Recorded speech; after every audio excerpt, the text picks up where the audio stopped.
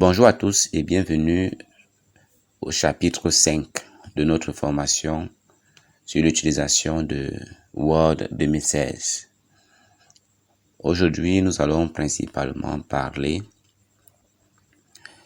de la gestion de l'enchaînement de texte. On va commencer par ouvrir le document avec lequel nous allons travailler.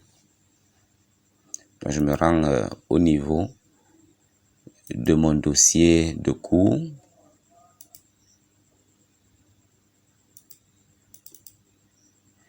Et je vais prendre ce document-ci que je vais ouvrir.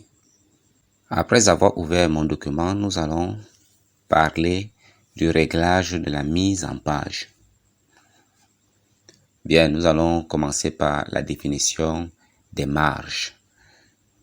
La marge, c'est l'espace qu'il y a entre le début de mon format, ici, et le début de mon texte.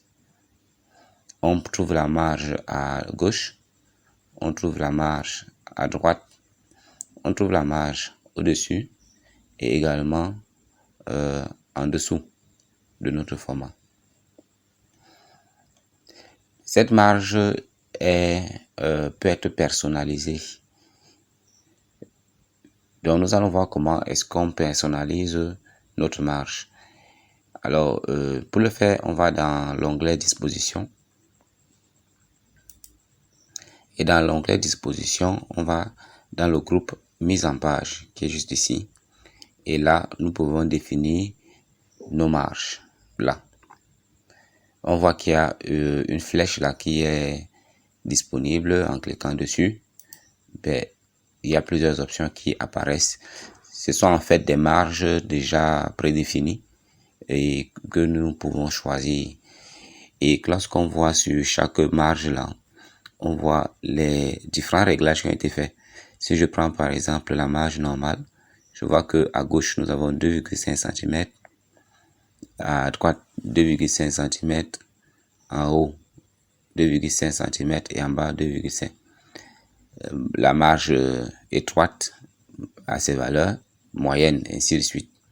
Donc si je prends par exemple marge étroite là, on voit que notre document a été modifié. La distance entre l'extrémité du format et le début du texte a changé. Que ce soit à gauche, à droite, au-dessus ou en dessous. Il y a donc plusieurs marges disponibles, mais nous pouvons personnaliser nos propres marges. Déjà ici, je vous invite à parcourir et à faire des choix pour voir à quoi ça peut renvoyer. Par exemple ici, si je prends ça, vous voyez à quoi mon texte ressemble. Les marges sont devenues un peu plus grandes. Des marges prédéfinies existent donc, mais on peut aussi personnaliser nos marges. Là, marge personnalisée. En cliquant dessus, la boîte de dialogue marge apparaît. Et ici, au niveau de marge, nous pouvons préciser les dimensions que nous voulons attribuer à la marge en haut, à la marge à gauche, en bas à droite. On peut même préciser l'espace qu'on réserve pour la réélue et même sa position. Est-ce qu'elle est à gauche ou à droite? Donc voilà des éléments qu'on peut faire. Là, on va définir en haut une marge peut-être d'1 cm. À gauche, on va mettre 1 cm partout.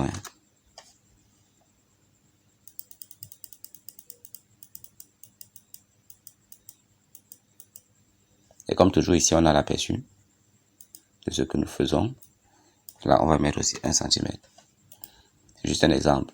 La rélue, on va la laisser à gauche et on va prévoir peut-être 2 cm pour elle. Voilà, et quand j'ai fini, je clique OK. Si je veux que ça soit défini par défaut, c'est-à-dire chaque fois que j'ouvre un document basé sur le modèle que je suis en train d'utiliser, je peux cliquer ici. Et par défaut, lorsque je ouvrirai mon document, ces marges-ci seront, les marges que j'ai choisies ici seront directement appliquées. Je clique sur OK. Et mon document est formaté suivant ces marges-là. Donc on a bel et bien 1 cm ici, Là, on a 1 centimètre, mais il y a la rélue, l'espace que nous avons prévu pour la rélue. Raison pour laquelle ici c'est un peu plus grand.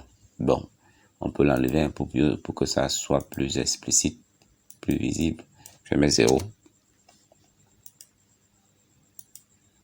Ok, donc je prévois 0 et je mets OK. Et là, notre texte est donc un peu plus étendu sur notre format.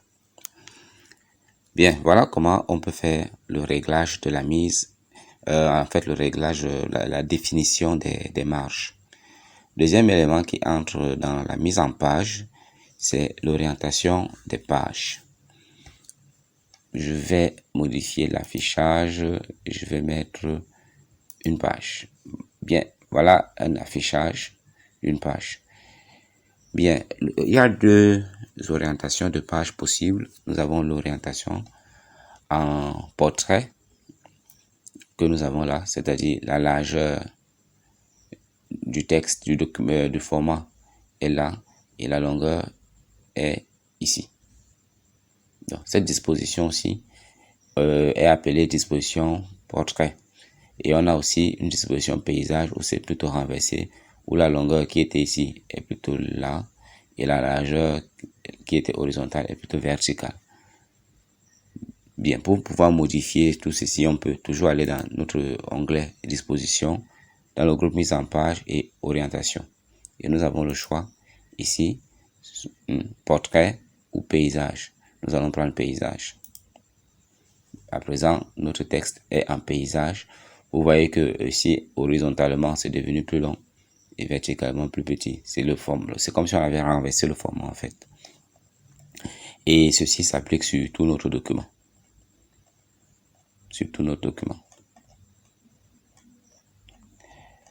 Bien, ok. Si on a été un peu curieux lorsqu'on on était au niveau des marges là et qu'on voulait personnaliser nos marges, on avait cette option ici aussi où on pouvait choisir l'orientation de notre texte en portrait ou en paysage. Là, on était en paysage, on peut revenir en portrait et l'application se fait directement. En fait, toutes ces options sont disponibles ici. Si je lance cette boîte de dialogue, c'est bel et bien la même boîte de dialogue que nous manipulons depuis le début de cette formation, en fait de ce chapitre. Bien, on a donc vu comment on peut orienter, on peut choisir l'orientation pour notre document. Dernière chose pour cette première partie, c'est choisir un format de papier. Évidemment, il existe plusieurs formats de papier. Lorsqu'on parle de format, il s'agit des dimensions de notre papier. Longueur, largeur. Et pour modifier, on part toujours dans l'onglet disposition, le groupe mise en page. Et ici, nous avons taille du papier. En cliquant, on a plusieurs tailles disponibles. Le format usuel, c'est le format A4, dont les dimensions sont données là en centimètres. On voit là 21 cm de large et 29,7 cm de long. Nous avons aussi, on a la possibilité de choisir les autres, hein, peut-être format A3, A5 et plein d'autres. Et comme précédemment, on a des enveloppes là, et comme précédemment, on peut choisir nos propres tailles ici, nos propres tailles. Là, on a toujours la possibilité de choisir le format. Là, on est à 4. On peut aller à 3, dérouler tout ça. Ici en bas, trouver taille personnalisée. En cliquant dessus, on peut modifier directement les tailles là, et ainsi de suite. Et là, on a la possibilité de l'appliquer à tout notre document ou bien à partir du point où se trouve notre curseur avant qu'on entre dans cette boîte de dialogue. On peut aussi définir nos choix par défaut. Et voilà, on a plein d'autres choix qu'on peut faire ici. On voit bien que c'est le deuxième onglet de notre boîte de dialogue mise en page. Vous voyez, ici, c'est bel et bien notre deuxième onglet. Les marges ont été personnalisées ici. Et là, c'est le papier que nous personnalisons. Il y a un troisième onglet qu'on pourra voir par la suite.